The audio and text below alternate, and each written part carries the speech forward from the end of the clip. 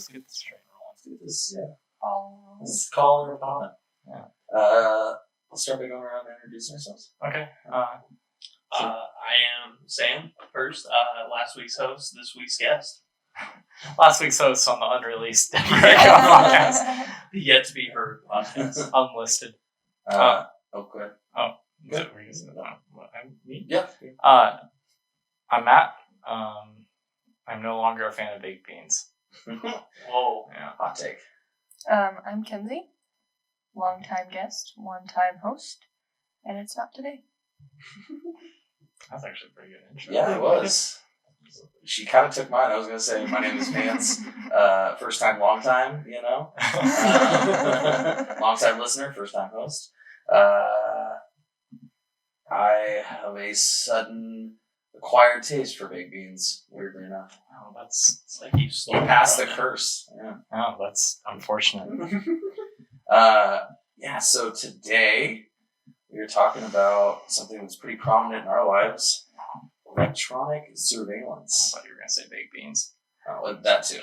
Are these watching this? Definitely. Today we'll find out. Definitely. The NSA is monitoring your vape to see what your nicotine intake I can is. see it. Mm-hmm. Yeah, so I guess we can start with we'll start with a fun topic and then we'll move into the shitty stuff. Yeah, fun surveillance. Yeah, fun surveillance. So I already kind of briefed you guys on it to start, but there's these new Microsoft booths that have big TVs on them, and when you walk up to them, there's a camera that senses the person that's walking up to it, analyzes them from top to bottom: hair color, ethnicity, age, what they're wearing, what kind of phone they have, all kinds of crazy stuff, and then directly advertises to that person based on sales and things that they would like in the mall, which I think is a really fun concept. Our phones kind of do it already with direct advertisement, but being able to just like walk up to a kiosk and it's like, so here's the sales for today. I'm into it. Yeah. What was the other brand you thought it might be? Because I don't think Could be Intel. Intel. Okay. Could be Intel. I just don't know how I feel about that, because on one hand, and it's not even trying to get into the dystopianism of it, but on one hand, what if it just reads you wrong? It is Intel. It's Intel. Yeah. What if it just completely reads you wrong? Or, for instance, or maybe you're someone who is like, I'm not trying to be advertised to, I'm just trying to go to the... You don't have to participate in the booth then. And also, I mean, wouldn't that be a bit satisfying if you walked up to it and it's supposed to be this Razoo machine that advertises to you directly and you're like, I'm so counterculture. You don't know me based on what I wear. Like... that does sound kind of cool. They all knows your counterculture. Yeah. And it's like, oh, really? What about this? And it's just all earthbound stuff. Here you are. You can find it near the back of the office. I don't know, being a very antisocial, anxiety-filled person, I think it's kind of cool because I don't go to a mall and just, want to walk around aimlessly. Mm-hmm. I want to be like, oh, these stores are going to be things that I may find what I need looking for. And these stores have sales, so I don't have to walk around and be like, which stores have sales? Yeah. Utopian-wise, I think that's kind of a cool usage of it. Dystopian-wise, I have a feeling it probably knows who you are, suggests this shit, and then through data buying and everything, it knows what you bought off that. Yeah, and that kind of nicely ties into the next topic, which is corporate versus government surveillance. But before we get into this, do we hash out the... I have one other point, which was just, I guess, what happens if you're not necessarily into anything there? It's just, does it just keep recycling stuff for you? Yeah. Or... I mean, this thing isn't gonna, if you walk up to it, it's not just gonna be boom, t-shirt, and put it in your face. I guess it's just suggesting things that you might like based on what you're wearing. It's strictly an advertising tool. And I guess part of the marketing ploy there is that it's new, fun. I feel like you're the first guy to pitch me a commercial. I'm like, but does it give me the t-shirt? And you're like, no, it just shows it to you. Yeah. So what's the point then? So if I go in there with white face paint makeup and a little ball nose and basically dressed like a clown, is it going to suggest I go to someplace I don't know, Journeys? Nice capitalism joke. Wow. Nice. Yeah. I was getting there. On a nice more, capitalism. I guess, kind of realistic note, that has there been any concern that it's analyzing people's races or genders or anything like that, and it might not necessarily, over time, it might start giving you stereotypical products towards a race, or I guess, and that's a long-term view of it. That's the point of the program, and the I guess the software is to directly advertise to you based on stereotypes and social trends and things that, like, it's literally advertising to you just based on like people who wear this, that like this, also like this. I mean, Facebook and a lot of websites are already doing that to you. Like, it monitors your cookies, the cookies on your internet history, monitor the links that you were most likely to click. Okay. And then the internet starts providing you with ads that follow those things because you're more likely to click those, therefore generating more revenue for the internet. Okay. So that already happens on a regular basis. And I don't think that there's any like race argument there. It's just that, like, the fact of the matter is we tend to put ourselves in a group or a subset of a group, and we dress a certain way to mark ourselves as like, hey, I'm this person. Yeah. You can know a person who's punk because they wear jean jackets and have tattoos and piercings. Like, you're gonna dress who you want to be. Yeah, And those people can be directly advertised to. That's fair. So, corporate versus government surveillance. So this is what you're getting into, and this is actually terrifying. The good news is that government surveillance is highly regulated. The amount of surveillance that our government can do on us has a ton of laws, and sure, they write themselves around it a lot. We can talk about that with the NSA, but they are highly scrutinized for the surveillance they do on the American people. Corporate surveillance has zero regulation. Yeah. There is no laws that prevent a corporation from monitoring you, surveilling you, and is collecting as much data as they want at all. And there's already plenty of businesses that do it. I mean, you have probably experienced it when you walk into a Starbucks or something and your phone goes ding, and you pull it up and it's like, welcome to Starbucks. This is the deals we have going today. Like, have you guys ever had that? I've It happens a lot in I have Seattle. all of my notifications for my Starbucks app turned off. Yeah. And like there's a lot of businesses, and like, so Starbucks monitors your location. yeah, through the app. If you have your Why the fuck would other than that? Why the fuck would a Starbucks need your location? Well, I don't have the Starbucks app, and it still sends me a notification saying like, welcome to Starbucks. Is it like a text notification? Yeah. What? That's bizarre. It's weird. Yeah. So that's already happening on a regular basis. I've gotten ones in Seattle where it's like, thank you for visiting this place for the first time. Or like, that was a bad way to put it, but like, oh, it's your first visit here. Here's what we're about. And like, and it can tell if you have your Google locations on what businesses you're walking into, how frequently you visit those businesses. I mean, when you hop on Google right now, if I type in 808 East Sprague, Google pops up and goes, work, iHeartMedia. Here's how to get there. Yeah, mine has my old home as my work. Right. Because it monitors how frequently you attend that place. Yeah. That kind of relates to something that I was a little bit surprised by today, is that, like, I have most things on my laptop pre-locked down. I don't let things, like, constantly write my location, that type of thing. And I was showing a professor this digital humanities project that kind of maps how segregation is still a thing in the United States. Mm-hmm. And so I logged in to show him the project, and as the like example for how the thing works, it used Spokane because that's where my laptop was located when I accessed. Like, that's the big city next to where I was accessing it from. Because I'm like, there's no way Spokane is the like example city for how this program works. Yeah. It was just the city that popped up on your laptop. That's crazy. Mm-hmm. Yeah. So it happens all the time. But the scary part of corporate surveillance is they are collecting all this data. There's already plenty of cameras that do what Intel did with that kiosk that monitor customers that are coming in, guess their age, their ethnicity, what they're already wearing, things like that. And then it gives all that data to the corporation so they can directly market to their target audience. Okay, we have a 60% African American population. How can we directly advertise to them? And so it starts treating people like a number as opposed to a person. That's all they are to people who want to make money off. Yeah, 100%. And one of the loopholes for the government is that they can buy that information off of corporations. And because corporations have no regulation, they can get whatever data and information they want from us. And so private corporations are just making more money off the government than they already are. Awesome. Mm-hmm. So what do you guys think? Do you think we've already gone too far? And that's the big question that's going to be brought up a lot in this podcast. Do you think what's the steps for regulation? What's the steps for reining that in, or do you think it's already gone? Do you think we've already let it get too far out of hand?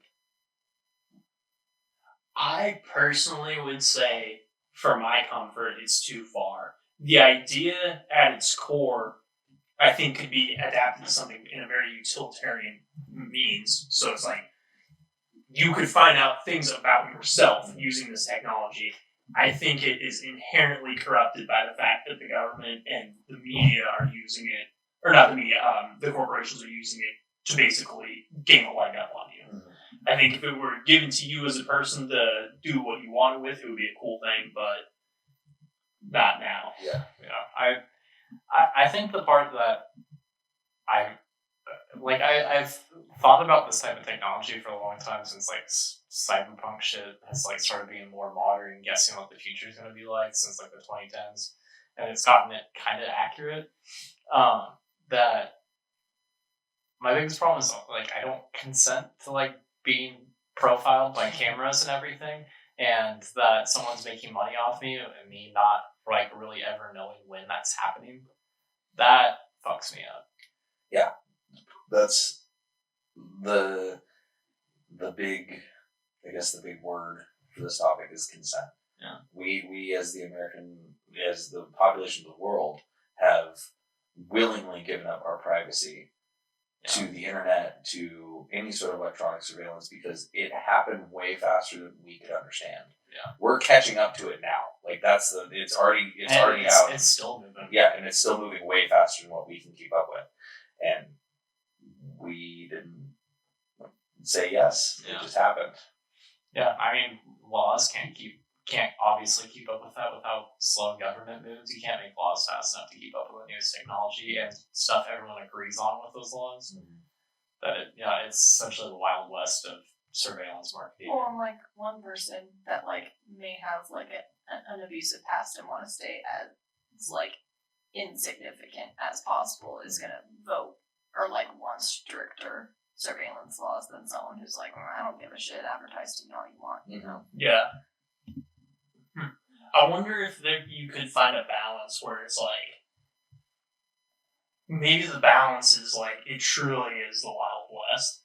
There is absolutely no government control in and of, if somebody doesn't like the fact that you're profiting off their image and they DDoS your website and take it down, tough titties. It's like, maybe that's the reaction is it's like, if we're going to go there's no half measures here. You can either, everyone has to consent to everything and check every box, or it truly is the Wild West. Maybe that's the way you fix it. Just a thought.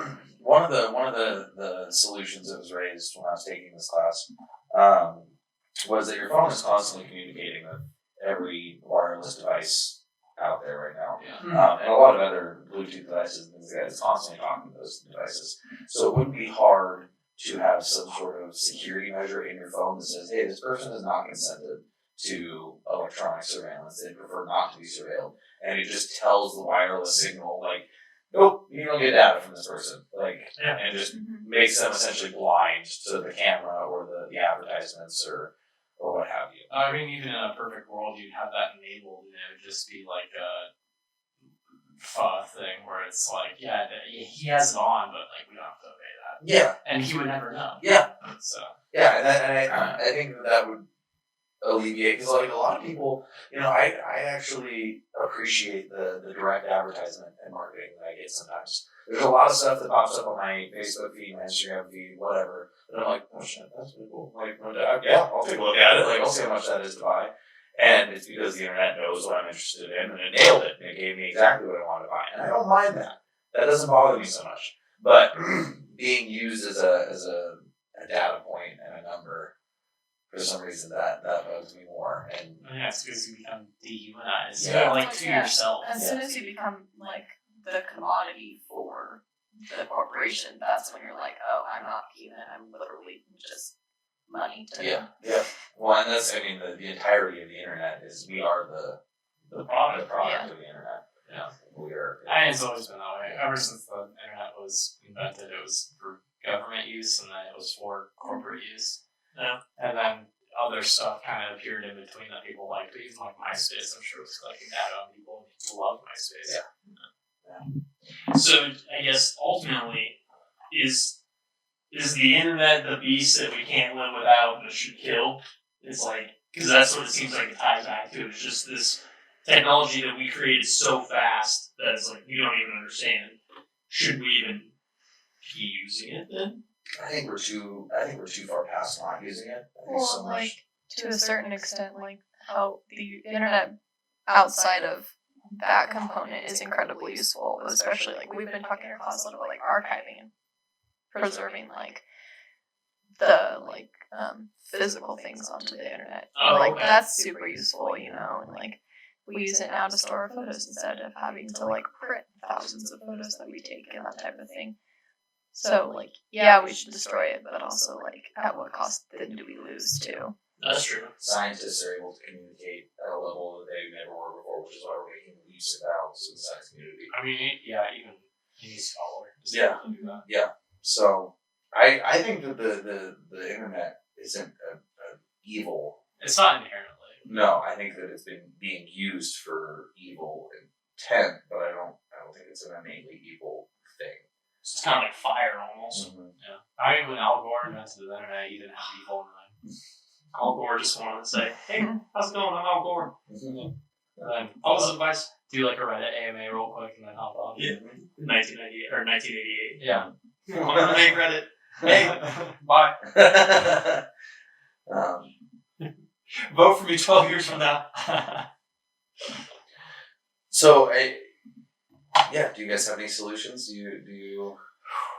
I was gonna say solutions.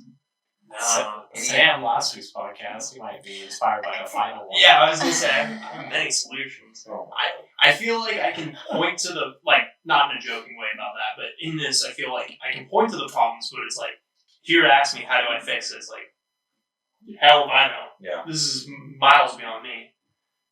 That it almost seems like it stems from a societal problem of just I've got to make the most money and I don't care about other people to do it. Yeah. I don't know. I think having a capitalist government that also cares, as contradictory as it seems, a capitalist government that also cares about its people, 100% would have good laws against stuff like that.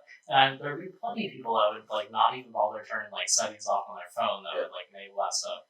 There'd still be plenty of that. It'd just be the people that did care. Yeah. That get those options. But nothing like that will ever happen. No. But that'd be the only solution I can see to the way we're at now.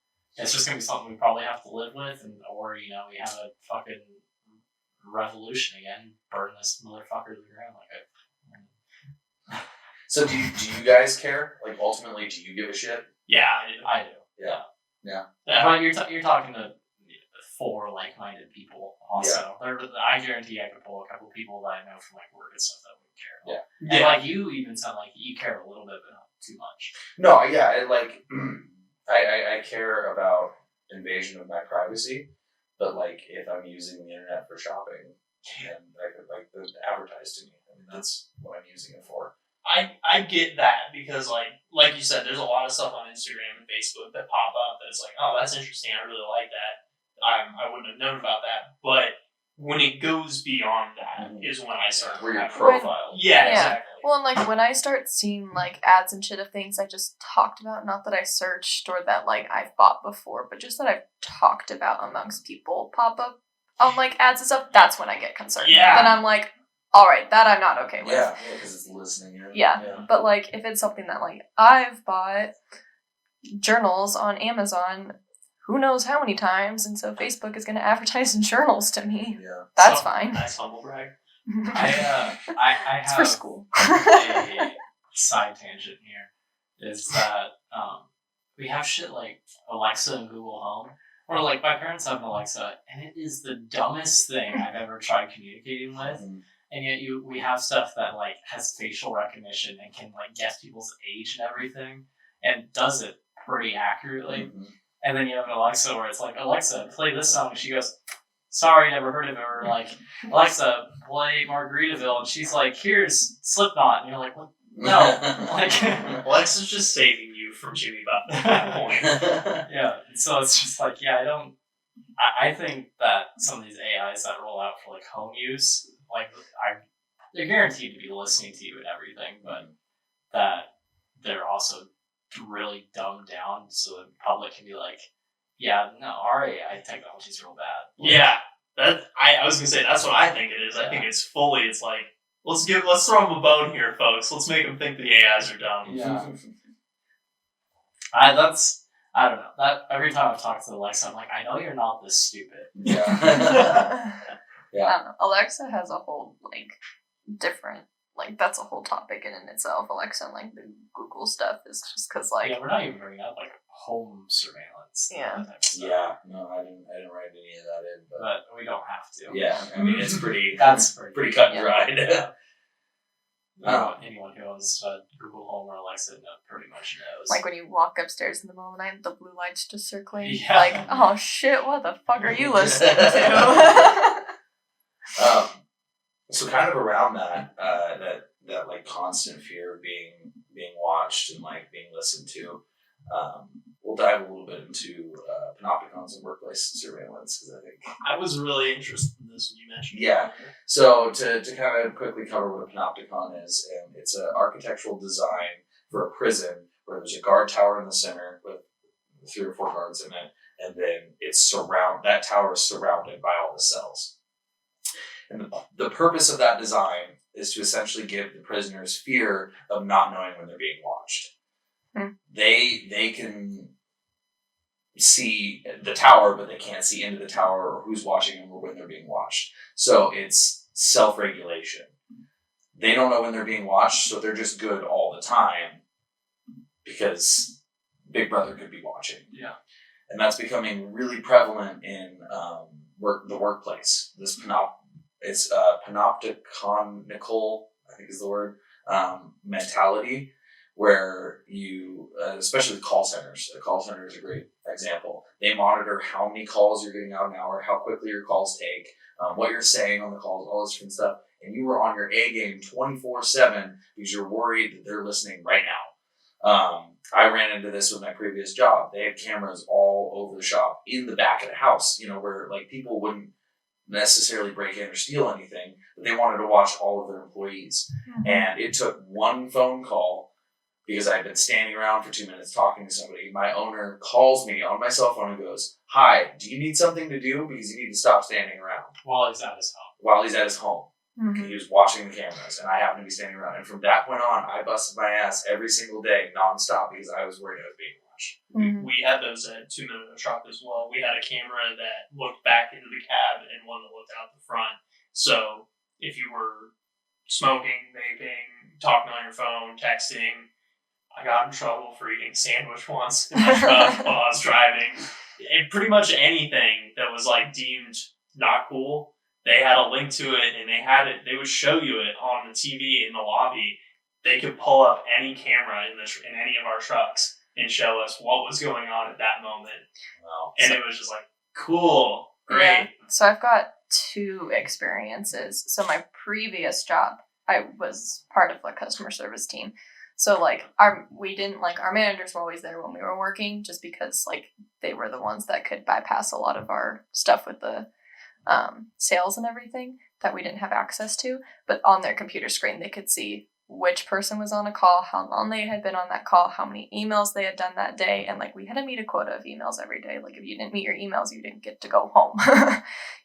Like you needed to get that shit done. so yeah, it was just like constantly like, I need to keep working and I need to and they could tell if you had your phone turned off. So like if you weren't getting any incoming calls, they would know and they'd be like, yo, Kenzie, why is your phone turned off? Like, turn that shit on. Like, they didn't care if you were behind on emails. Like, you had to have your phone turned on at all times. And then where I'm currently at, we've got cameras that it's rumored that they work and rumored that they don't. So you don't know if the owners can watch you or not. That's And part of even- it. That's part of the whole. Yeah. And even the owners' kids that work there are like, yeah, they're on. No, they're off. Yeah, it's running. No, it's not. They have no idea. Like, genuinely have no idea. They just like are like, oh yeah, they work. And like one of the managers is like, we got to clean the cameras, and one of the other managers was like, no, they don't work. And they're both like, yeah, they do. No, they don't. And it's wild. It's a guessing game. No one knows. No one has any idea if they actually work or not. In our trucks, we had, like, for the first few months I was working there, it was nice because there would be a light that would come on when they were watching or recording. So basically it was like, the light came on, it was like, all right, everyone put out their shit. Now we're just driving, boss. But then they swapped all those out, and it was just like, you couldn't tell. And I remember we got a call that was, it was like, my buddy that was working, he yelled out the window at one of our other movers, got a call from my manager about 20 minutes later, just saying like, hey, were you yelling at the window at someone while you were driving around? And I was like, no, we were talking to the other truck that was next to us. He was like, oh, okay, well, it's like, keep an eye on that. We want to look good in public. And it was like, we move people's furniture. Yeah. We yell. It's the thing about movers.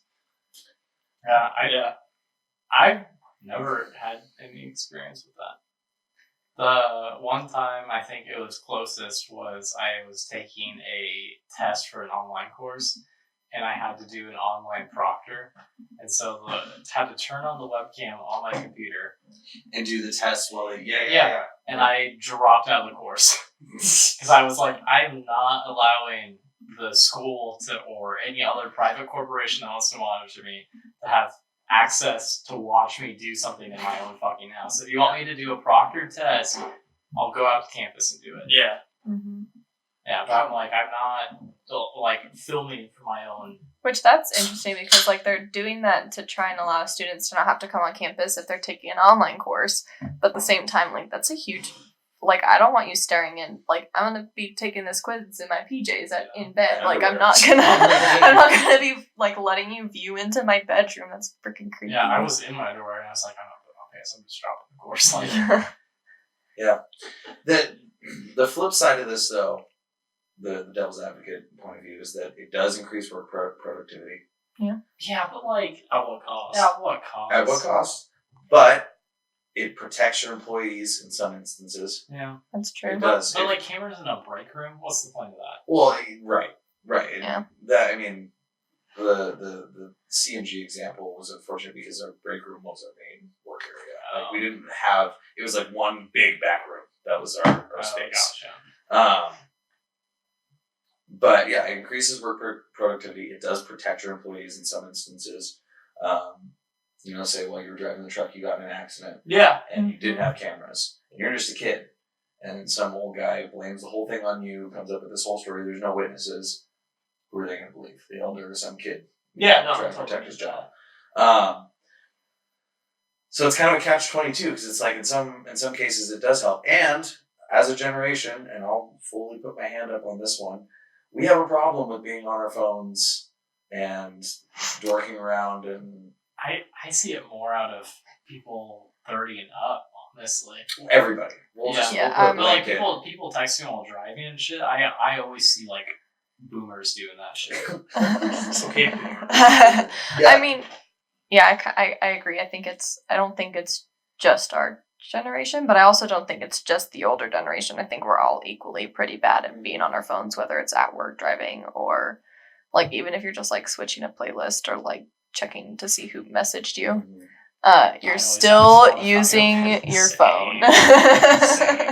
Listen, if I could do it from my car or just yell at my phone and my phone could do it properly for me, so I'm like, I want to play a certain song and I can't go, phone, play the song, and the phone goes, okay, I'll play that song you asked for. It's always just like, I'm sorry, can you repeat that? I'm like, that's way more distracting than me just like pissed and screaming. Muscle memory knowing where it is on Spotify. Yeah.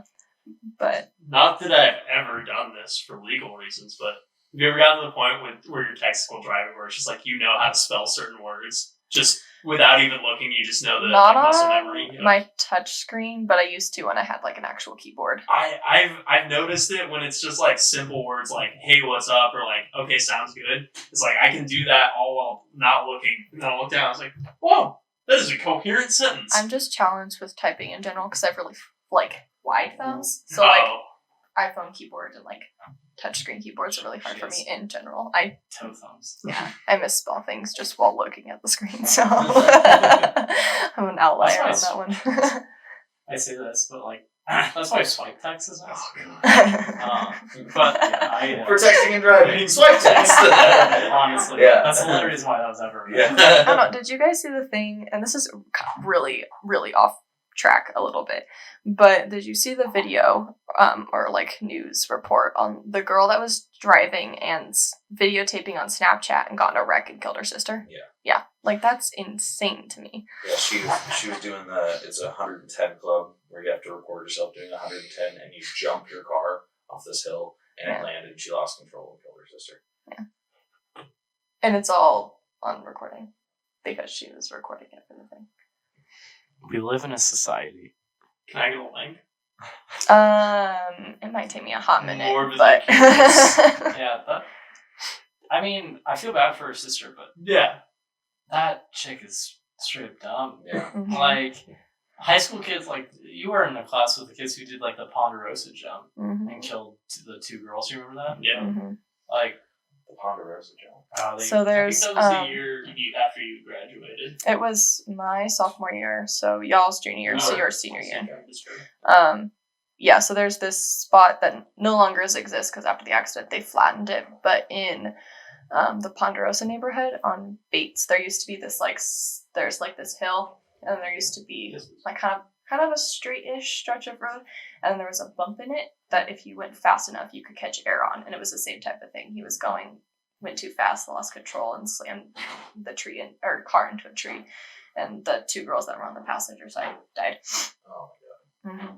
It was awful. god. Yeah, that sounds terrible. It's a really... did he do the jump? Dude, I think so. I really don't want to talk about it. That was not a great year. Well, back to a lighter topic. Yeah. That Yeah, was and the wild. Oh, jeez. Sam, that crossed a line.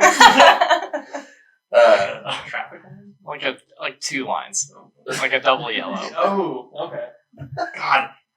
If only she had seen that it was a double yellow, not a dotted yellow. yeah, Double bird. it's pretty hard to miss. It's like a semi. So, Oh, Vance, I don't know how you always come out the best of the best ones. Okay. so that panopticon theory runs deeper. You can see like a really good example of it in England with CCTV. There's cameras everywhere, and the fact of the matter is their infrastructure with that whole system sucks, and the cameras blow, and they can't catch half of what is captured on them. You can't actually see what's going on, but just their presence has reduced crime in London a ton. Because people are afraid they're going to get caught on camera. That makes sense. And that makes that topic a difficult one to stand on a particular side. Yeah. Because you're like, well, on the one hand, we don't need more cops on the road, and we don't, necessarily need to do anything violent to make people behave better. We just got to put up cameras that may or may not be working. Yeah. Sounds like Kenzie's story. Yeah. Yeah. Cameras working. Yeah, exactly. Just the presence of them being there is That's interesting. a deterrent. Yeah, I mean, I don't know. I can't get behind it. There has to be better ways to reduce crime rather than like you're always being watched. Yeah, because I Oh, was gonna say like, it has shades of like China's social credit system. Where it's like, if you get watched or like seen doing something perceived as negative by the Chinese government, like protesting the wrong cause or speaking out against the state. It's like, we're not gonna kill you or anything, but maybe next time you want to get a bus pass, denied. Yeah. Can't do that. And it seems like it's like, I hate to use the slippery slope fallacy because a lot of the times it is a fallacy, but it seems like one of those things that's like, oh man, that develops really quickly into like, we're going to tell you what you can and can't do. It starts developing a social credit system once you integrate like something that a program or a semi-human being intelligence or superhuman intelligence that can then keep track of who does what. Then it starts like, yeah, you can't get a bus pass because you didn't lay your coat down for this old lady crossing the road. Yeah. And it's like, hold up, how the fuck does anyone know that I did that? It was like 2 a.m. It also, just like kind of a historical note, it's very interesting to me that England adopted this system, which is like the setting of 1984. Yeah, it's very dystopian. It seems very like, I've seen this one before. Yeah. Yeah, CCTV is a huge topic over there. I mean, a lot of people stand very, very strongly on either side of the debate. There's a lot of people that are like, it reduced crime. My neighborhood, I feel safe walking in my neighborhood now because I know there's cameras watching. I'm not doing anything about it, so it doesn't affect me. Yeah. And then the argument becomes like, well, only the criminals want the CCTV gone. Yeah. Because they don't want to be watched doing criminal activity. And so now you've created this divide, like, if you're on the side of keeping CCTV, you're a good citizen. How many hours of footage does the NSA have of me jerking off is what I want to know. Because honestly, at this point, I don't even care. Like, almost none. Yeah. You don't think so? No, almost none. I have a really funny story, but I'll share it for later. Because I feel like there's some data collection somewhere that has just like, this kid's going at it again? Like, this is like his like 4th day of like footage that we have. If anything, there's no footage, but Google keeps track of how often you visit porn sites. Oh, I mean, even like Pornhub does that. Yeah. And they'll publicly put that data on their Twitter and everything. Yeah. So. I'm always worried about the audio of it. Cause, like the Alexa thing. It's like, why me and Kayla don't have an Alexa or a Google Home in our house is because it's like, I jokingly like to say some fairly inflammatory things from time to time, but I also, it's like, I don't need it listening to me when I'm like, how the fuck would I beat this level in COD? Yeah. It's like, I don't need it analyzing these things and maybe building a statement from me off of the various things that I would say. Yeah. And that's what worries me is it's not just compiling, or it's not just saving to a hard drive, but it's like, we've compiled a list of these phrases that this person said. If we ever needed to. Well, yeah, like, you know, there's the hackers that call you to record your voice. Like, yeah. They won't need to call you anymore, you know? Kayla was telling me about that. She was like, don't just start saying yes into the phone. And I was like, who does that? Who just answers the phone with yes? Yes. A lot of people. Or like, they'll be like, is this like Kenzie? And you say, yes, this is her. And they'll record that, you know. See, she would have told me that. It would have made more sense. She was just like, don't just say yes to the phone. I wonder if I was the one who told her about that, because I remember telling someone recently, and it might have been her. I just started answering those callers with me not saying anything till they hang up and they stop calling me. Like, I'd be like, how long till I can get, like, because I have voicemails on my phone that are just straight Mandarin. Of just like, why is this spam caller calling me? And it's just like not even a language I can comprehend. And then, so I just like would let it go. I'm like, how long till I can get this person to start talking in Mandarin to me? And then they just stop calling me. I haven't gotten one in like 2 months. I had a guy flip out on me the other day at work. Like, he finally just had it and he snapped. I mess with him a lot of times. Like, I'll answer and I'm like, they're like, because a lot of times I get the credit card one where it's like, you've been approved for a 0 interest credit rate. And the first thing they ask me is, do you use a Master or Visa? I'm like, well, you just told me that my card has a great credit rate, so I would assume you have it pulled up. Can't you tell me what I use? And so I had this guy going for a little bit, and he kept asking me, he's like, just tell me, do you use a Visa or a Master? I was like, I don't know. It should be on your system there. I'm not sure what kind of card to use. And he just goes, fuck you, fuck your Visa, fucking stuff it up your fucking ass, your Visa, I'll stuff your ass up your Visa. And just like lost it, and then hung up on the other end, and I was like, yeah, that guy gets a lot, right on.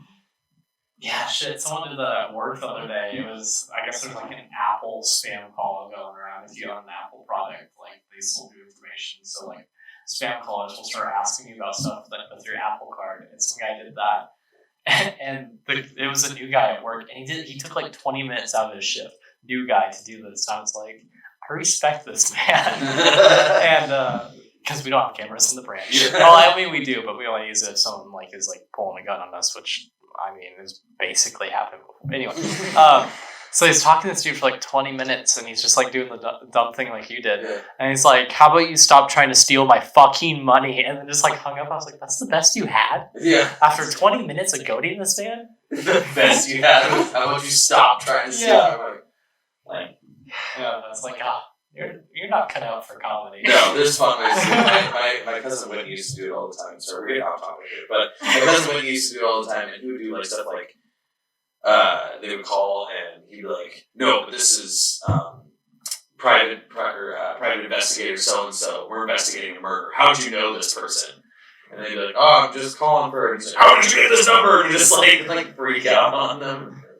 I like that you're like, he's not cut out for comedy. You say, standing in the back room of the Enterprise, you're like, just not going to make it. At a lower position than he is. This guy's not going to make it. Yeah. This dude makes like $50,000 a year, and I'm over here working like 20 hours a week minimum wage. Maybe that's why I'm cut out for comedy, because I'm broke as shit. Pain makes you funny. I was going to say, there aren't any comedians that go into it rich. No. They all start out. I mean, yeah, people like John Mulaney who had money and then went to college and shit and like got an English degree knowing he had connections coming out of it. Yeah, you could be like that. Yeah. It could be one. I'm going to bring us back around. Anyway. I'm going to bring us back around. We're on to pretty much the final topic, unless you guys had anything else to weigh in on as far as workplace surveillance goes and panopticons. Capitalism. It's just interesting to me how, I guess, people get not bothered by it, but it's interesting to me how it like develops into a psychological issue. I see a lot more with prisons, how it's like, fuck, I cannot have a moment to myself. Yeah. But in a workplace environment, I don't necessarily think that it would be detrimental, just more pain in the ass. Yeah, it would be annoying, because ultimately what you're arguing for is your privacy to not work. Yeah. Like, when you're arguing against the workplace surveillance, you're essentially saying, like, I don't want to be watched because there's times where I just don't want to fucking work. Yeah, but, like, I get my job done, and I do it pretty thoroughly, and I've always done that with any job, any work I have. Like, I get really good grades in college, and I'm not monitored doing my homework or anything. Like, there's stuff I do, and I do it the way I want to do it, or I do it on the time I want to do it. And yeah, like I'm getting paid for this job, but do I need to be monitored while I'm at the workplace? Like if I'm doing thorough work, do I need to be like getting phone calls for 2 minutes of like, okay, I'm going to take a 5-minute break on my phone? But then that workplace surveillance isn't for you. Yeah. So then you wouldn't have to worry about it. It's interesting too to me how it's like this is a big issue, seeing as how it's like, isn't this basically how the American school system is run? Yeah. 100%. It's like you have the teacher always kind of lording over you. Mm-hmm. It seems like it should be almost a familiar thing to us. But I played my Tamagotchi every day in 4th grade for like 6 months, and I only got caught twice. Nice. So how good does that one work? Was it a high level Tamagotchi? I never had a Tamagotchi. I don't know. It had like it was. My parents didn't love me enough to buy me one. I think it was like Gen 4. It was whenever the antenna went to like the little roof shape is the one I had. Because they used to be circles. That's when I wanted them. And then I was like, I got the newest one because my parents got it for me for my birthday. And it had like upper middle class. Yeah, I would say middle class. Upper middle class is like. Listen, I lived between 2 train tracks. You're upper middle class. But you also lived in a place in Millwood that your property values skyrocketed in the last. That's true. Here's the difference between middle class and upper middle class. That was middle class. Upper middle class was my dad spilled scotch on my PSP and then went, sucks. And then went back to playing whatever he was doing on the television. That's upper middle class because it's like, they don't care. They really don't care. Sam got a new PSP like a week later. No. Never? No. Oh. He literally laughed at me as I was sitting there with a toothpick cleaning it out. He was like, it's so fucked, dude. It's never going to work again. And you know what? He was right. No, I think that's just psychological abuse. Yeah, I don't think that's upper middle class. That's child abuse. That's not upper middle class. Kenzie, You have anything else you'd like to weigh in on the workplace surveillance? No? Just that if anyone from my work is listening, I really hope those cameras aren't on. What have you been doing back there, Kenzie? Nothing. Wow, convincing. I eat a lot of mints. She steals mints from like the little trays up front. That's she brings home like 40 a night. And it's just That's not true. She's like, that's not true. don't tell anyone. It's like no one gives a fuck that you're stealing free mints. They're free. I do not steal that many mints, but I do eat a couple at work on my shift. Listen, I get hungry being surrounded by food And all the nothing time. fills you like a mint. What's that movie where the two girls in the cafeteria, it's like a high school cafeteria, they spill out a couple of Tic Tacs, eat it, and they're like, let's go walk that off. You know what I'm talking about? Sounds like Mean Girls. Yeah, I was gonna like, say, it sounds that Mean I Girls. think it is Mean But Girls. theirs is they like divvy up the chips, isn't it?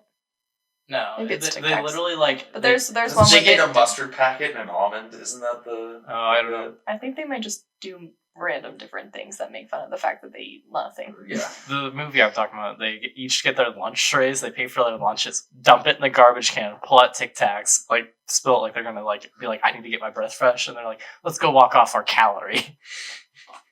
I don't know. It's 2000s humor. It's so Yeah. I laugh my ass off. I can't remember what it is. Well, I've seen the movie like 20 times.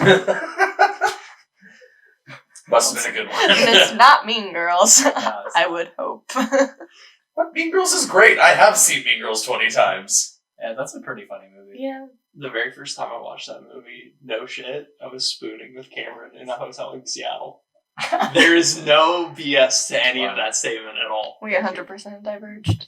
Sorry about All my right, men's let's bring it comment. up. So we're moving off from Panopticon. Panopticon. We're on to our final topic. I don't know how much time we have left because this is by far. We're only at 47 minutes. Okay, so this is the heaviest and Okay. deepest topic. Meat The meat and potatoes. We're on to data dredging. And this goes into so many different facets and so many different branches that we could talk about this for a really long time. So we'll try to keep it pretty surface level. So we'll start with Facebook. Facebook has, as we know, gotten in huge trouble for all their data collection and has essentially done nothing about it.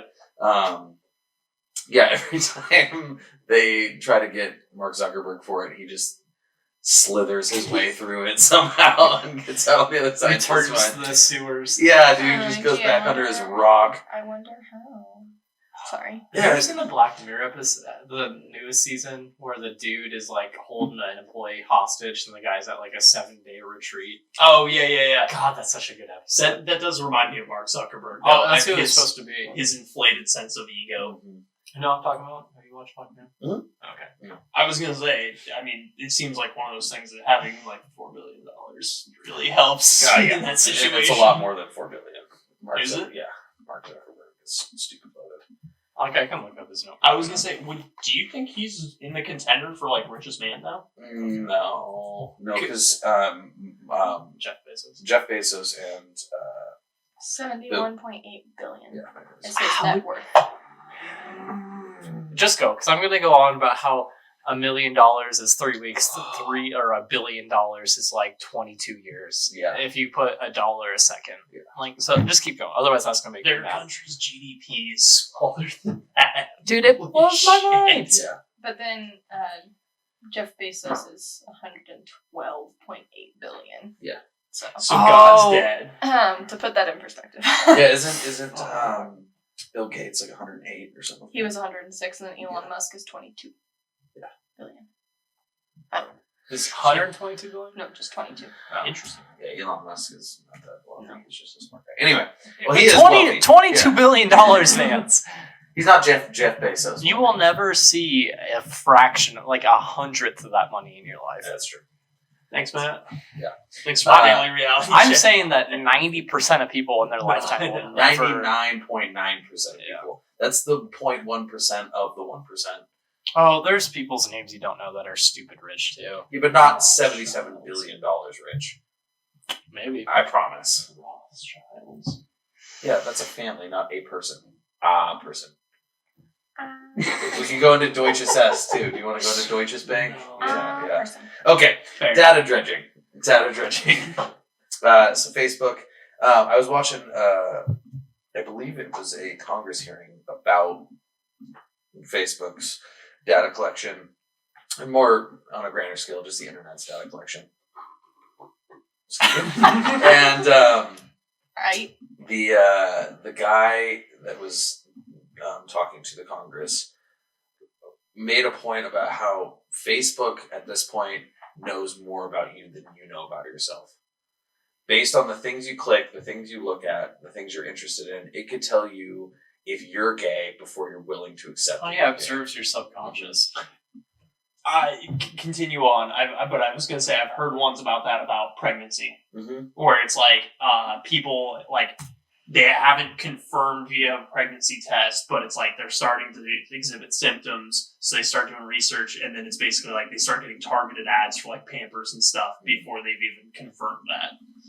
And then it runs deeper than that in the sense that it's like you don't even need the sign of like, oh, I'm starting to show symptoms, I'm going to look up pregnancy stuff. Like, it's just like, if you're a male user and you happen to click on a lot of possibly erotic male photos or like things that are sexual in nature, Facebook might recognize you as somebody that is attracted to men before you are even willing to admit that to yourself. I feel so bad for anyone who monitors what I go through on Reddit, because I just click on everything. Right. I'll be like, I'll click on something not even knowing like what it is before I even like articulate in my mind that's an NSFW, and I was like, oh, it's r/massive cock. I did not want to.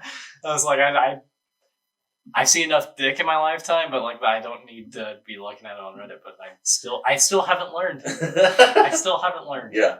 You're like, what's this subreddit? Massive clock? I guess I could see a big clock. That'd be kind of cool. I think grandfathers are pretty cool, I guess.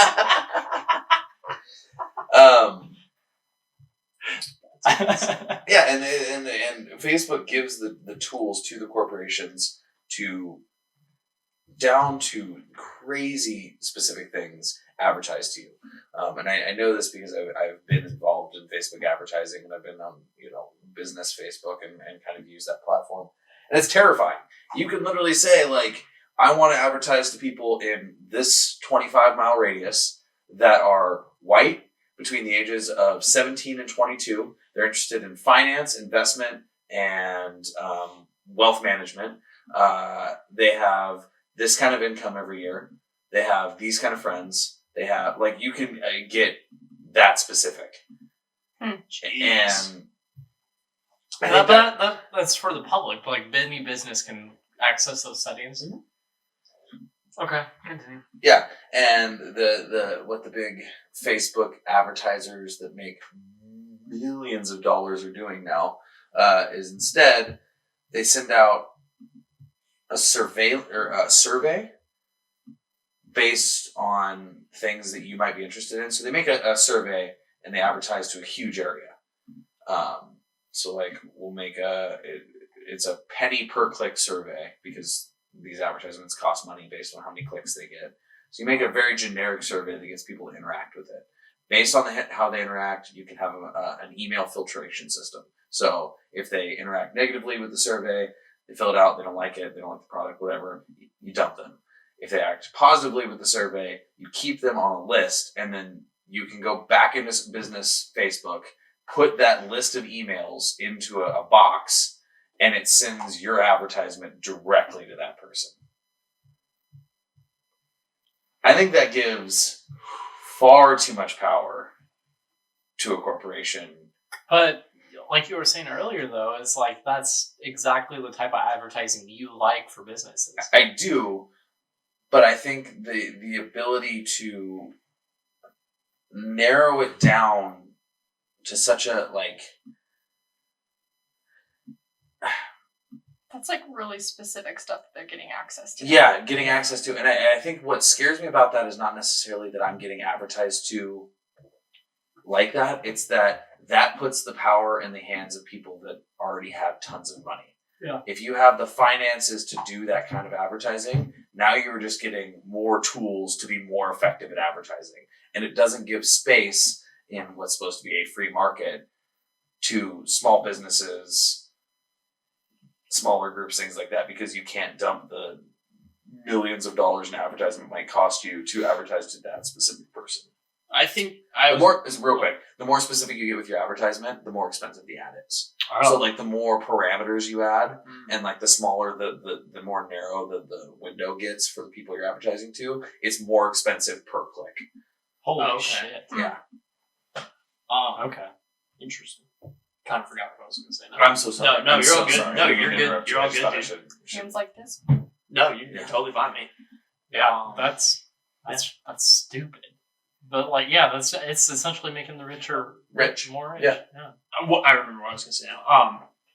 I find it really interesting because it's like, it's unsettling when it comes to products, but I think the line where we become like insidious is it's like, what's to stop them from using that same technology to spread a political message or an ideological message? do. Well, and that's, I was going to say, that's what I think that gets really scary is it's like people who maybe aren't exposed to that or don't care or all of a sudden have like their sidebars basically flooded with rhetoric that maybe they're like, oh, well, that's interesting. Mm-hmm. I had never noticed that. I mean, that's what timelines are filled on for Facebook. Like older people just they're so against like the fake news, but then they'll click on articles with typos in the titles, Yeah. and they don't give a shit about like.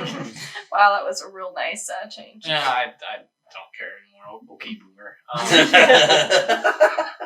Well, yeah, they'll just click on stuff like that, and it just fuels their rhetoric because they're getting news articles targeted towards them that pander into what they want to hear. Here's what's equally as scary is it is already built into the system to easily pinpoint, pick out, and segregate a population of people. It is already built into the platform to go, I'm looking for people that are into this, and at this age. And Facebook goes, sure, all these people. And it's just a list. And you have all of their connections. A lot of times you have their phone number. You have where they live. You have access to all this information. Not to bring him up, but Hitler would have shit himself. Yeah. Had he had this kind of technology. So God forbid we ever end up in a tyrannical state of government where just based on your internet history or the things that you're interested in click on, you can be labeled as a revolutionist or I'm 100%. Yeah. Or I'm rebel. I'm 100% listed into the ideology of like, oh, this person, if a revolution kicks off, he's picking up a gun and like killing people.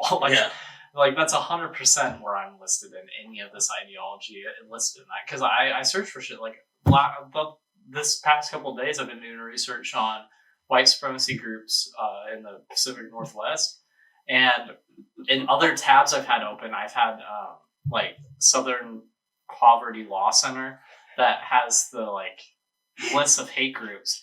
And then I go to another tab of I'm like, well, I don't want to create a new Facebook page. I don't give a fuck about who knows about me. So then I go to these white supremacist like Facebook pages and get like record their videos and shit that they've made that are like, we're not racist, and they have their like rallies and shit that I'm like, yeah, this is good. It's good shit for my argument. This is great content. Yeah. It's just like there's someone at the FBI right now watching like your name with a number next to it, and that number's just astronomical, flipping over higher and higher and higher. It's like, oh, when he hits number one, he's like more wanted than like Osama bin Laden. Yeah, as soon as I buy the lower for my AR-15, I'm at the top of that list. But yeah, well, if you buy the lower, they're gonna be like, we got him. If you just buy like a 10% block of steel, they're gonna be like, oh no, he knows how to weld and solder. What's above one? He's gone to 0. Threat level 0. So I think that, and again, that just puts the power, it's given the power to the rich and the powerful in this country. The people that can spend the most get the most access to using that technology. And I think that is entirely against a free market ideology. I think that if you can smother out your competition just based on how much money you can spend on advertising, and it just floods their Facebook feed so they can't get any other information, news, whatever. Yeah. You're just putting the power in the hands of the people with the most money. God, we should follow what the French did. Retreat? Cut everyone's head off. Fucking guillotine. Yeah. Tree. I was gonna say, we had all very different ideas of what it meant to be French. Sam got it. Yeah. I immediately went to revolution. Sam's like, I know the bourgeoisie. God. It was just like the bourgeoisie, the proletariat, then it was like, hey, you got a neck, get over here. Yeah, pretty much. Yeah. Wait, you got elected king not by choice? Get over here. Yeah. Do you know why French tanks have 14 gears in reverse and 1 gear in drive? Why? In case they get attacked from the rear.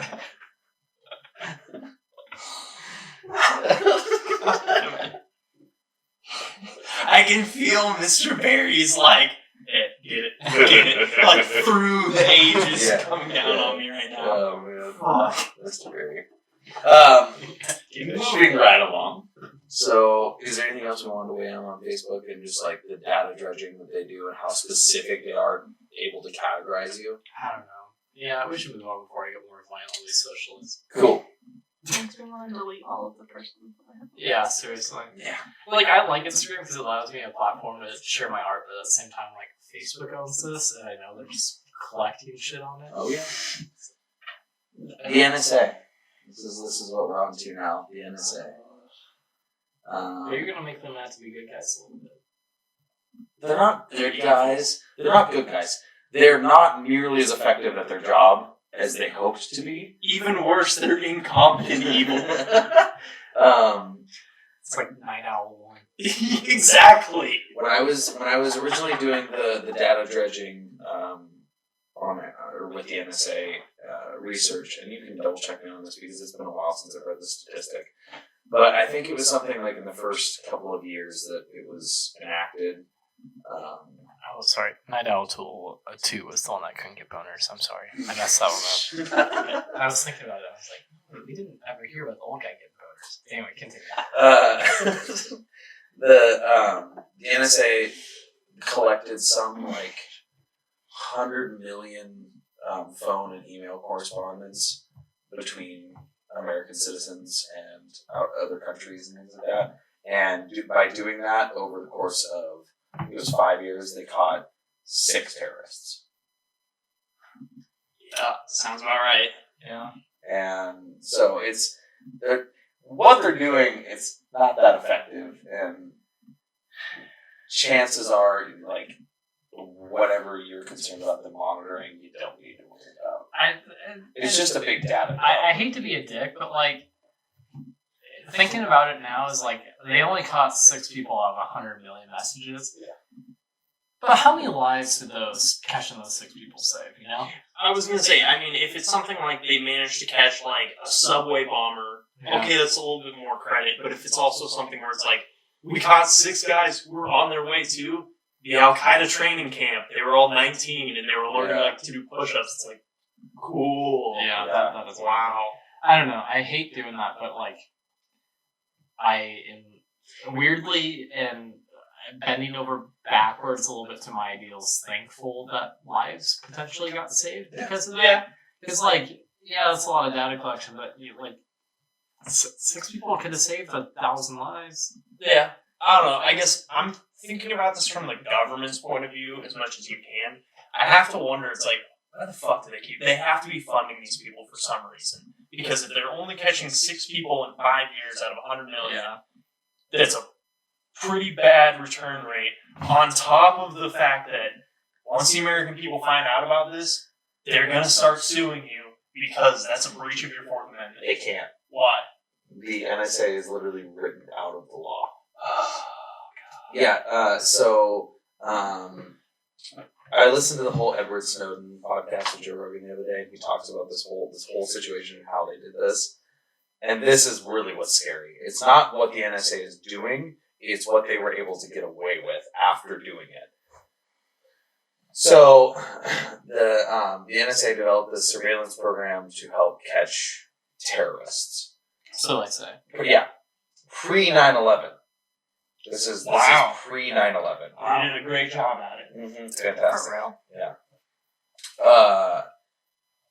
Then post 9/11 is when it came out that they were doing all this surveillance, and essentially the Congress tried to come down on them and say, like, this is a violation of our Fourth Amendment right. Like, Yeah. You don't cannot have a do this. warrant. Yeah, you cannot do this. And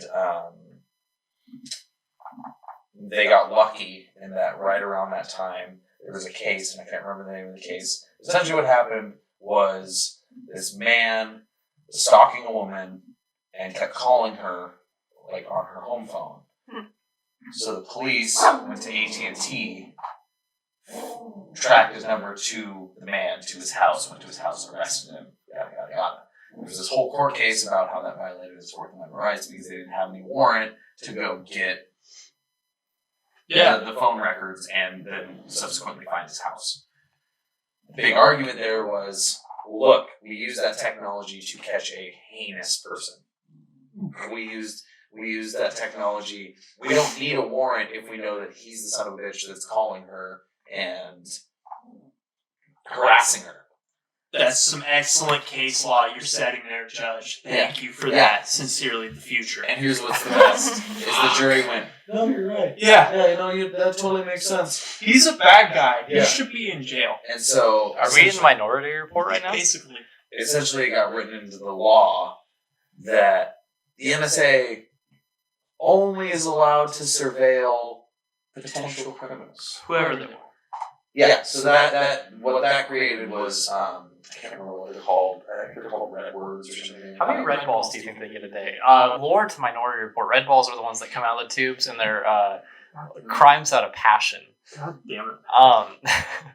They happen, they're unpredictable to normal Minority Report lore laws because they're out of passion and they're unpredictable until like 24 hours or something before. It's an arbitrary amount of time the red balls come out of the thing. Why do people even commit crime in Minority Report? Out of passion. Okay. like there can't be a lot of people doing like fraud or like theft in Minority Report. Dude, Tom Cruise, he's sitting there in his tower in Washington, D.C. watching whatever you're doing. Yikes. He's like, I'm gonna come after you, me and my one good tooth, so help me God. The one right down the center of my face. Anyway, so back to where we were. Yeah, so what they wrote into law was essentially to circumvent it is we'll only surveil people that are potentially a threat to the United States. So they wrote into their code these buzzwords. These words that essentially red flag the person, and that's the joke that we all have of like, oh, you say bomb and president and airplane and big building, like, oh, now I'm on a list. Like, I mean, that's the whole ideology behind, and the stuff behind owning the anarchist cookbook. Yeah. Mm-hmm. I assume that's under the same bill. Yeah, I'm sure. But the problem with that is, how do you find those buzzwords without surveilling everyone? Yeah. And so that's the big catch-22 is that like they're surveilling everyone all the time, collecting all that data to look for those buzzwords. Yeah, I'm sure. Yeah. Sure. Yeah, let's just blanket over the fact they're building one of the biggest government's facilities to ever grace this earth out in the middle of the desert. But what I haven't heard about this. Yeah, the NSA, I can look up how big the new NSA building is. It's gigantic. Huh. That's, yeah. Go figure I haven't heard about it. And it's just servers. It's just like a giant server. Oh, it's a server farm? Mm-hmm. Yeah. There's not going to be people in it?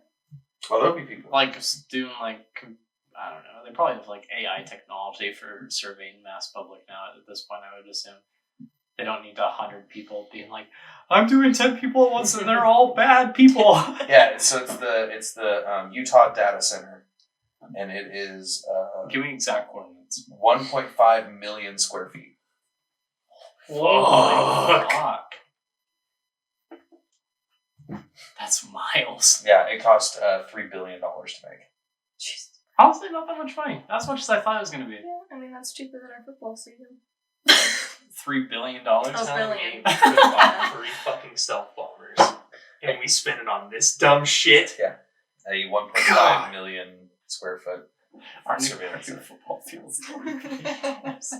I missed the billion. I just heard the billion part. And I was like, million. Our was new my- football field's gonna cost $3 zillion.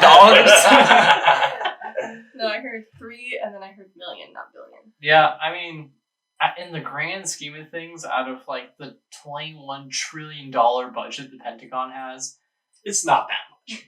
Mm-hmm. It's not 21 trillion. Right. Because that's literally almost double the entire American GDP for a year. yeah, I know. It's, I think, around 840 billion. It, Not that at that's one not point, still- in the past couple of years, it has been over $1 trillion.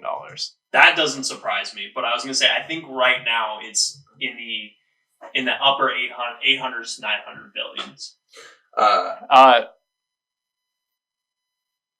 Okay, it's not. It's like, yeah, not quite $1 trillion. But what? Okay, so no, I think saw the number. I think what I was thinking of was the unaccounted taxes. Yeah, the money that the Pentagon is just Yeah, like. which I think amounts to about $18 trillion. Yeah, that I wouldn't be surprised because it's since the Pentagon was made, Yeah. and it's like, yeah, all the money that's gone missing since 1941. Yeah. Yeah. Anyway, yeah, the budget's around. I think this year's was $700 billion. Nice. Stupid Air Force probably got 3/4 of it. You say as both your parents are retired. I Air know. Force. Fucking Air Force shouldn't exist. That's a whole other One of thing. them's retired. I Damn. mean, one of the that's correct. One of them is retired. One of them is former service. Yeah. That is technically how you Oh. would say that. Really? Mhm. Even though Yeah. she retired? Yeah, she retired in good standing, but after you pass away, it's in former service. Oh. Yeah. The only way you can, and the other thing is, the only way you can be X is if you're dishonorably discharged. Ex-military. Yeah. Anyway, okay. Yeah, that's a stupidly large facility for not as much money as I thought they were going to put in it. But I bet you there's more money going into it than what they're saying. Oh, Yeah. It was just to build it. God knows what the actual budget dumped into that. They're like, here's what we told the contractors. Yeah. So we can all agree DHS is the most evil thing that's ever existed, right? Are you talking about Homeland Security? Yeah, just kind of blanket as a whole. I don't know. I liked him in the latest season of Daredevil. That's right. I feel like I can't do a podcast without just doing jokes. You have to. I'm like, this is my spot. My time to shine. Yeah. I honestly, I've never heard of Homeland Security doing a whole lot. I mean, the NSA is part of Homeland Security. Really? Yeah. It's like the NSA, FBI, ATF. So wait. So when you get the chicken Daredevil coming in and being like, I'm a Homeland Security agent, she's just like a BS role. She Or probably just- works for the central staff of Homeland Security, Gotcha. but she's probably hired by Border Patrol or Customs or something originally. Okay. Yeah, because she goes, I'm an agent of Homeland Security, and I was like, weird. I've never heard of Homeland. I would figure it'd be FBI or something. I was gonna say it sounds like it's bullshit. Yeah. If she were actually there for Homeland Security, she would probably be a U.S. Marshal or ATF. Yeah, that would make sense. My point being there was that the NSA doesn't really concern me that much. I mean, It's that's one of the ones that I'm like, I got nothing to hide. And if they're honestly doing it to try to protect the American people from terrorist attacks, what do I have to be concerned See, about? but I'm not a terrorist. The whole that whole ideology completely fucks me up because it's me as a person, I have nothing to hide. All this sort of stuff. Everything I do is usually above the book. Besides, I smoked weed when it was federally legal when I was 16. That's a whole bunch of laws I broke by smoking weed when I was underage. But that doesn't matter now because that's me saying this on camera. It's the same thing as being like, I was just doing a bit. Yeah. So for comedic purposes only. exactly. They have no proof of that. Yeah, I'm gonna take Sam's bit and just put it in where I was talking because power of editing. Great. So, yeah, I don't know. I hate that ideology because then it's well, that's fine and all, that's dandy, but I don't like being observed all the time, even though I'm being good. I need a parent, big brother, constantly double checking my behaviors and making sure I'm doing everything good. Like, what if I want to go do something illegal every once in a while that's not heinous? Well, the thing is chances are they're not monitoring all of that. Yeah. It's things going into a system, and that system is picking through it and going, oh, that's something we should check out. Ooh, that's something we should check out. And then that goes to a tertiary system that checks out those things. And like by the time it gets milled down to like things they're actually concerned about, you got lost miles ago. Yeah. Like, and so hold on. So the only thing I've ever really done in recent history that I've been concerned about was when I was messaging you, and I was with my customer at Enterprise, and he was wanting a pound of weed, and you're like, just delete everything, and I was like, it doesn't matter if I delete everything, it's already stored. Yeah. But I was like going through you being like, do you have any like hookups that could get this dude a pound of weed? And you're like, maybe. Delete all this stuff. God. But does deleting it really do anything? No, I was not concerned about the NSA. I was concerned about like immediate police. yeah, if we got caught in that situation, having a paper trail of like, hey, can you get this guy a pound of weed? Like, I have deniability. Like, oh, I didn't know that I was picking up a pound of weed.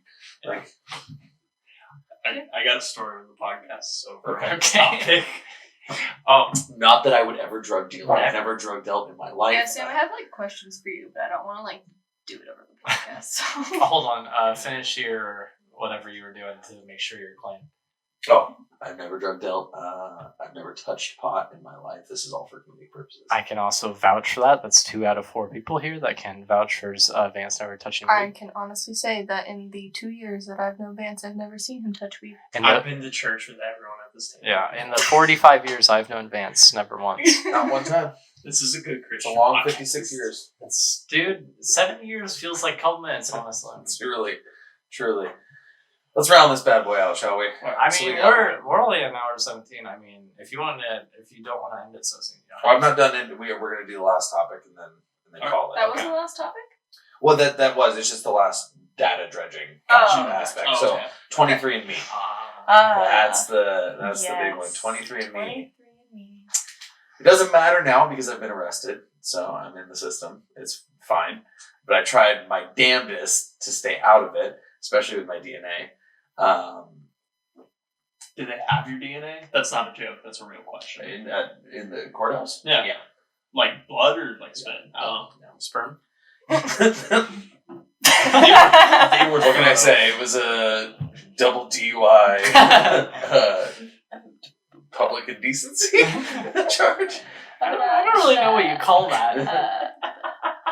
Kenzie's looking it A up. fun time. No, I am not. Jamie, look that up. But so 23andMe, you are willingly giving them your DNA information, and it's packaged all fun for you. There has been It's super easy. Yeah, super easy. There has been several cases of the FBI or investigation bureaus going to 23andMe and doing what's called DNA dredging, which is a similar thing to data dredging. What they do is they go, hey, we have this DNA train. Give us everybody that's within one chromosome of that. If that, or give us the person that this DNA matches with. Warrantless, I'm imagining. 100% warrantless. Yeah. They don't need a warrant. Of course. It's public information. You're actively putting your DNA into a database. I wonder what the terms of service are there for doing They got in big trouble for this, so I'm sure it's changed because there was a huge investigation that this went to the Supreme Court. Essentially, what happened was this guy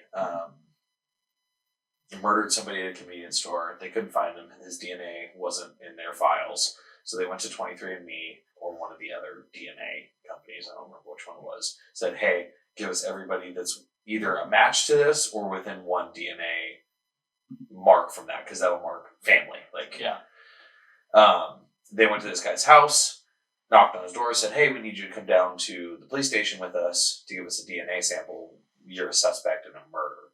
And he was like, Piss off. yeah, no. And so they took that as reasonable suspicion. If you're not guilty, why would you have any problem giving up your DNA? Of course. If you're not guilty, why wouldn't you say so? Yeah. Fuck. Yeah, so if you're a truly not guilty person, why would it be a problem to go down to the station and give them your DNA? So then they got a warrant based on that, arrested the guy, got his DNA, and turns out, fancy that, he wasn't involved in the fucking murder. Hold up. So a judge was like, he denied it? Yeah, that's grounds for a warrant. What fucking judge did that? Holy hell. They're lucky that didn't turn into a fucking Waco or Ruby Ridge, where it's just like, no, Yeah. I'm not doing your dumb shit because I'm innocent. Yeah. Fuck off. Yeah, and that's the police state we live in now, of just like, well, you're guilty until proven innocent. We have it's been like that for non-whites forever in America. Ever, actually. But we're all equal now. Now it's like for all of us. Now we're all just not equal. Well, now we're in the sense of data collection, kind of. Yeah. 100%. Where it's just like, yeah, I don't mean it in everyday life, but in the sense of data collection, it's like, we, the law, are here.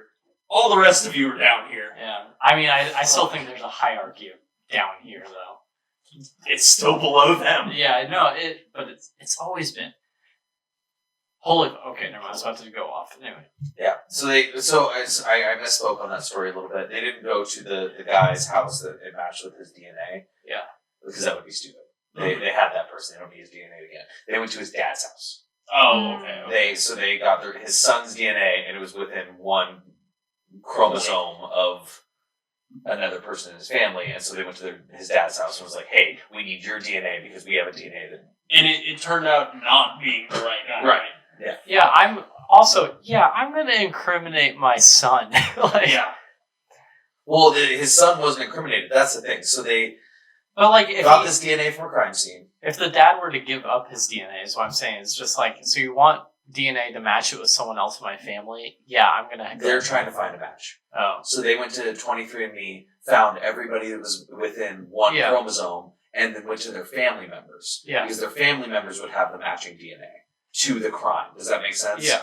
They're looking for deviations. So, okay, so we found the kids. So it could be one of their parents or their brother, somebody in this family line did the murder. Yeah. So they went to this guy's house and he was like, no, I haven't fucking left my house. And they're like, okay, well, you need to come give us DNA to prove that. And he was like, no thanks. And then they got a warrant and arrested him. And then he took the case to the Supreme Court and won. Between 23andMe got in huge trouble. I wonder what the terms of service was. It's just like, you spit in this tube and we run it through a thing. and it's like, and you give up all your rights as a human being, period. Yeah, well, and I don't think that 23andMe was innately vindictive with their plan. I really do think that they're a great company that's just trying to give people a better understanding that we're all a mix. We're all a mix of ethnicity. We're not just one blah thing. Mm-hmm. But they created a company, a corporation with no surveillance rules whatsoever, and they made all of their data public domain. Wait, so I can just look up anybody's DNA ever? How do you think Ancestry.com works? Alright, fair enough. Because it links everything. Yeah. Based on your DNA and then DNA and then records. Yeah. They can find all that stuff anyway. My ex did 23andMe because she was adopted, and so did the rest of her family. And you could see the people that were related in that family but it wouldn't tell you who you exactly were related to. And I think you could contact 23andMe in special cases, like you were adopted, and let's say your biological mother's also done it. I think you could email them and get specific names under certain cases like that. Kind of, but with adoption cases, some things are closed, so you're not allowed to have access to. So that could also cause legal issues if the mother didn't give the adoption agency. But I think it was public domain. Yeah, because Kayla's found cousins of hers that she didn't know existed because that side of her family had never acknowledged that they had a second family. So it just gave out the names of these are people you might be related to. She didn't show me how it worked, but from what she explained, it was kind of here's your immediate family. Here's your aunt, here's your mom, and I think here's your grandma, because they had all done it. And then it was here are ancillary people we think you're probably related to based off of those confirmed connections. Mm. And then it's as you and those people fill those out more and more, you start getting more of a picture of how many people there are that have signed up for the services. Which is their whole marketing ploy, too. Yeah. Which is like, buy it as a gift for your family so they can get on the site and get on this tree. And Yeah, because then you can start finding really far back and weird side people. So is 23andMe trying to replace Ancestry.com basically by creating its own tree, or are they kind of like I think linking with it? I was gonna say I almost think they're kind of linking because 23andMe seems to be doing a lot more of the genetic side of it, whereas Ancestry will do a shitload of like the documentation. Yeah, it's purely historical. Yeah, they'll find like old records. I was just curious because like my aunt did a lot of like Ancestry, like cause that's how I found out I was related to Harriet Beecher Stowe, which I kind of thought already because my mom's maiden name is Stowe, but like she's able to like actually link it directly of how related to her. Oh, okay. Because she did all like the documentation through Ancestry.com. I mean, yeah, I think that's a really cool connection to like kind of materialize and be able to relate data dredging to something that's more close at home with people, something that's more tangible. Yeah.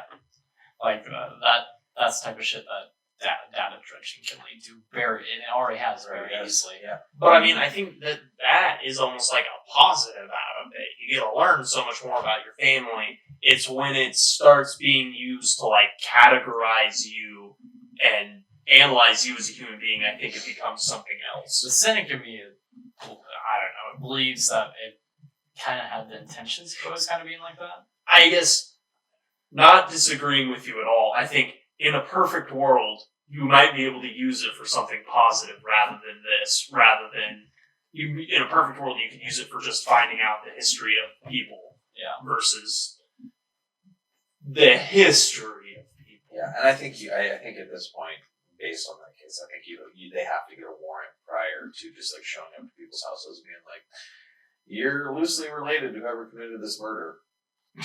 Like, I do not. Sorry, it's really personal. Yeah, I can't agree with. I don't know. Like, fingerprinting and stuff has been a thing. So, like, I remember getting fingerprinted in like the second grade, during class one day, like, because that's something we went down and did. And isn't that for like scope or something? No, it was for it was like a missing child's case. And so if you ever went missing as a kid, they could pull your fingerprints off something and have that. They did it at Pasadena. And like every kid in my class did it. I think every kid at the school did it. Sounds like a way that they're going to catch crack dealers 20 years in the future. And I was like, so hold up. So like the FBI or some shit that like tracks missing children has my fingerprints that I was like 8 years old for the rest of my life. I don't think that they continue to use those because I did the same thing and I still had to go in and get my fingerprints for my DUI thing. Yeah, but let's say you like assassinated a political figure, then I think they would probably pull those things off. Yeah, I mean your fingerprints probably changed since you were 8. I know my fingers are pretty scarred. That's actually a good point. I was gonna say not in the way that they grow or distort, but you will mark up your hands. Yeah. I mean, that's fair, but I think the pattern on it has stayed the same. Well, shit, if you're gonna go kill George Bush, just cut up your fingers a little bit beforehand. It's like... Or burn off your fingers. fingers. It's like, okay, we'll take one for the black. You can.